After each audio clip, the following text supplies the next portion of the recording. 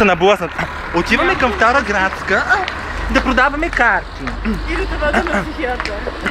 Тя иска да ме води на психиатър, аз си мисля, че съм за ендокринолог. Не, психиатър до животен клиент.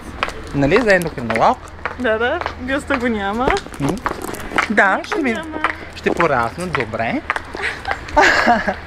Да, ще пораснат. От когато ще... Хай, дарлинг! Кажи нещо. Добре, психиатър и трябва. Иска да ме води на психиатър, аз мисля, че не съм за психиатър все още. За психиатър си. Още не съм психиатър достатъчно. Има време, като напредна. Да, психиатър е на който да заведеш, има клиент до живота. Всякакви карти ще се ползват. Още съм в начална форма, държа да отбележа. Леко съм за маникюр. Няма нищо, аз да разходя още 3 пъти. И ще поудея. Да, вече. Защото тя е луда, с нейната професия леко изчапкала.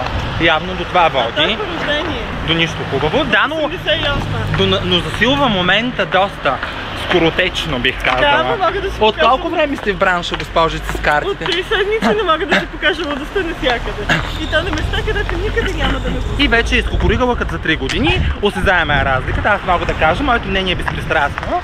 Да. И общо взето така. Здрасти! Ти кани с Морамо! Айде, мама ни това гастарбайтер. Ми той ни се усмихна. Гастарбайтер. Къде е болница? Надолу. Надолу още. Чакай тук да навидя хората, че не съм виждал. Не се вижда.